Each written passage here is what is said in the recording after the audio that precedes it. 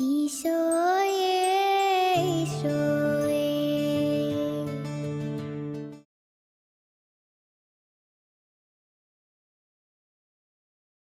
വിശുദ്ധ ലൂക്ക എഴുതിയ സുവിശേഷത്തിൽ നിന്ന്.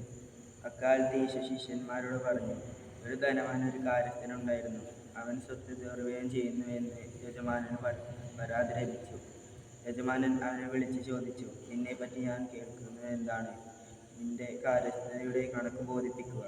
മേലിൽ നീ കാര്യസ്ഥനായിരിക്കാൻ പാടില്ല. ആ കാര്യസ്ഥൻ ആത്മഗതം ചെയ്തു. യജമാനൻ കാര്യസ്ഥത എന്നിൽ നിന്ന് എടുത്തു കളയുന്നതിനാൽ ഞാൻ ഇനി എന്ത് ചെയ്യും? വിളിക്കാൻ എനിക്ക് ശക്തിയില്ല, ഭിക്ഷ യാചിക്കാൻ ലജ്ജ തോന്നുന്നു. എന്നാൽ യജമാനൻ കാര്യസ്ഥത എന്നിൽ നിന്ന് എടുത്തു കളയുമ്പോൾ ആളുകൾ തങ്ങളുടെ വീടുകളിൽ നിന്ന് സ്വീകരിക്കേണ്ടതിന് എന്ത് ചെയ്യണമെന്ന് എനിക്കറിയാം.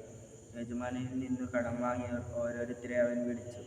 ഒന്നാമനോട് അവൻ ചോദിച്ചു, നീ എൻ്റെ യജമാനന് എന്ത് കൊടുക്കാറുണ്ട്? അവൻ പറഞ്ഞു, 100 എണ്ണ.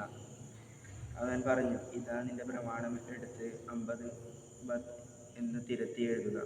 അനന്തരം അവൻ മറ്റൊരുവനോട് ചോദിച്ചു, നീ എന്ത് കടപ്പെട്ടിരിക്കുന്നു? അവൻ പറഞ്ഞു, 100 കോർ ഗോതമ്പ്.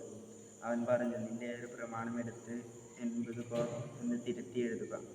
കൗശലപൂർവ്വം പ്രവർത്തിച്ചതിനാൽ നീതിരഹിതനായ കാര്യത്തിന് യജമാനൻ പ്രശംസിച്ചു. എന്തെന്നാൽ ഈ യുഗത്തിനേറെ മക്കൾ തങ്ങളുടെ തലമുറയിൽ വെളിച്ചത്തിനേറെ മക്കളേക്കാൾ ബുദ്ധിശാലികളാണ്.